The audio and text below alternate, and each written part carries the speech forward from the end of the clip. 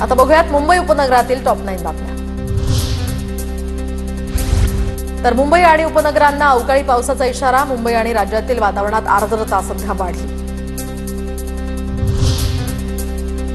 मुंबई पालिकेतील 7 उपायुक्त आणि 12 सहाय्यक आयुक्तांच्या बदल्यांमुळे काही धाडसी अधिकाऱ्यांचा कार्यकाळ अर्धवट संपल्यामुळे नागरिकांमध्ये नाराजी। मुंबईच्या प्रभादेवी सिद्धिविनायक मंदिरामध्ये श्री गणेश चरणी अर्पण केलेल्या दागिन्यांचा लिलाव, तर 1.33 कोटींच्या 207 सुवर्ण अलंकारांचा हा लिलाव। चांदीच्या नाण्यांच्या विक्रीला भाविकांचा भरघोस प्रतिसाद। मध्य आणि पश्चिम रेल्वेच्या लोकलमध्ये अपंगांच्या डब्यात धडधाकट प्रवाशांची घुसखोरी वाढली। घुसखोरी करणाऱ्या 2,500पेक्षा अधिक प्रवाशांवर आरपीएफ कडून कारवाई। पश्चिम रेल्वेची 14,852 प्रवाशांकडून दंड वसूल।